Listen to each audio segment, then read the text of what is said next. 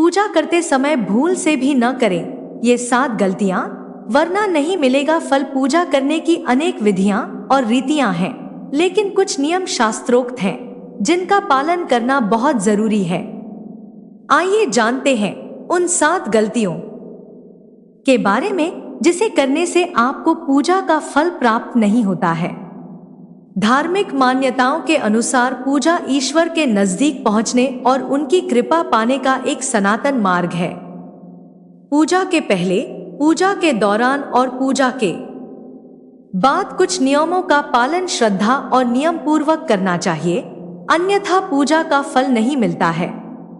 यहाँ कुछ शास्त्रोक्त मान्यताओं की चर्चा की गई है जिसके उल्लंघन से आपकी पूजा निष्फल हो सकती है। तुलसी कोड़ोट हिंदू धर्म में बहुत पवित्र माना गया है। यह भगवान शिव को छोड़कर सभी देवी देवताओं को अर्पित किया जाता है। शास्त्रों के मुताबिक बिना स्नान किए हुए तुलसी के पत्ते कभी नहीं तोड़ने चाहिए, अन्यथा उसे देवता स्वीकार नहीं करते हैं। साथ ही इससे ग्रह दोष भी लगते हैं। देवी देवताओं के सामने दीपक जलाकर पूजा करना सर्वमान्य विधि है। यदि दीपक अपने आप बुझ जाए तो भगवान से क्षमा मांगते हुए उसे फिर से प्रज्वलित कर लें, लेकिन भूल से भी देवताओं के सामने प्रज्वलित दीप को बुझाना नहीं चाहिए।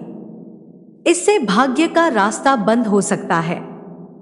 शालिग्राम को भगवान विष्णु का दूसरा घर माना गया है। इस पर केवल केसर, रोली या कुमकुम से रंगे हुए चावल चढ़ाए जाते हैं। शालिग्राम पर गलती से भी अक्षत यानी सफेद अरवा चावल नहीं चढ़ाने चाहिए। यदि आप पूजा में एक से अधिक दीपक जला रहे हैं तो कभी भी एक दीपक से दूसरे दीपक को नहीं जलाना चाहिए। यह बहुत अशुभ माना जाता है। कहते हैं इससे व्यक्ति दरिद्र और रोगी हो जाता है।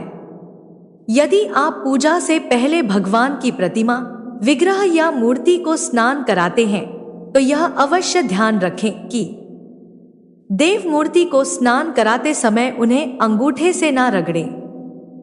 यह देखा गया है कि पूजा करते समय जिस आसन साधक पर बैठते हैं उसे पैरों से इधर उधर खिसका लेते हैं।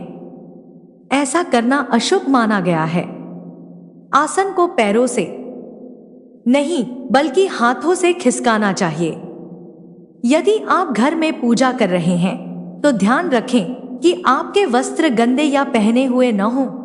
हमेशा धुले हुए वस्त्रों में ही पूजा करनी चाहिए।